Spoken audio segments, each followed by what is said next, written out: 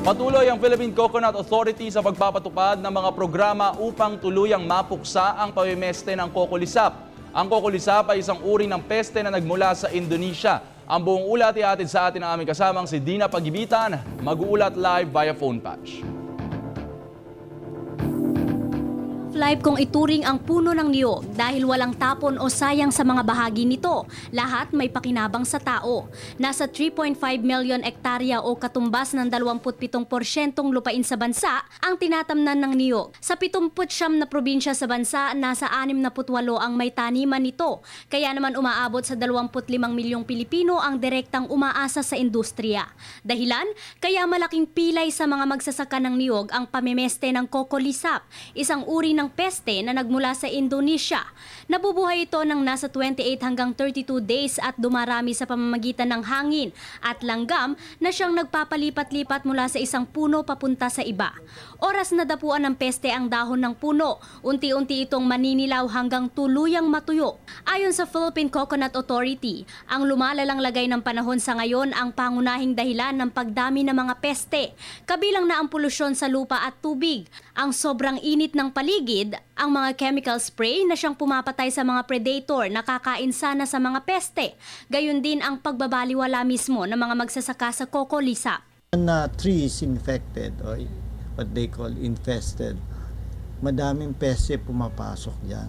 2009 nang unang maitala ang pagkalat ng kokolisap sa bansa. March 2010 nang mameste ito sa 2 barangay sa Tanawan, Batangas, isa sa mga probinsyang may pinakamalaking taniman ng niyog. December 2012 nang pestehin nito ang mga pananim sa barangay Kabunbata at Malige sa Isabela, Basilan. Minsan nang nanguna ang Basilan sa pagsusuplay ng bunga ng niyog sa bansa. Ngunit dahil unti-unti itong napalitan ng rubber trees, bumaba ito sa ika-8 pwesto. Gayunpaman, maraming magsasaka pa rin dito ang umaasa sa niyog. Halos 3 taon nang pinoproblema ng mga magsasaka ng Basilan ang kokolisap. Ngunit ngayon taon lamang ito na meste ng sobra. May 2 paraang ginagawa ang mga magsasaka para masugpo ang mga peste. Una, mano-manong pag-aalis sa mga tuyong dahon o apektadong dahon mula sa puno. Pangalawa, injection. Gayunman, libo-libong mga supply ng gamot ang kinakailangan ng mga residente upang tuluyang masugpo ang mga peste.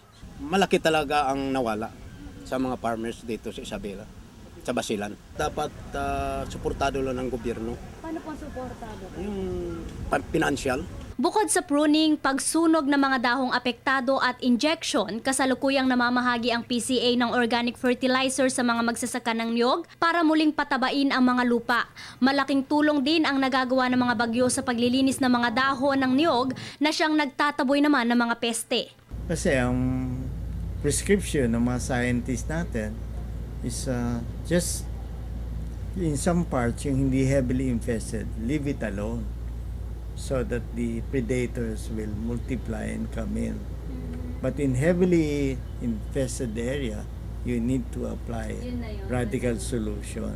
Dahil sa outbreak, hinihimok na ng PCA ang mga magsasaka na subukan na ang pagtatanim ng iba pang puno gaya ng kape na sa loob lamang ng 1 taon ay maaari ng maani. Hindi opisina ang pinupunta ng mga farmers, kundi it's an actual farm. Doon sila pupunta, doon sila magsasangayon, aalamin nila ano na ba ang mga tamang teknolohiya sa agrikultura at ano ang tinatanim in between coconut. Sa ngayon, nangunguna pa rin ang Pilipinas sa buong mundo sa pagproproduce ng finished products mula sa niyog. Mula sa Isabela, Basilan, para sa Telebisyon ng Bayan, ako si Dina Pagibitan.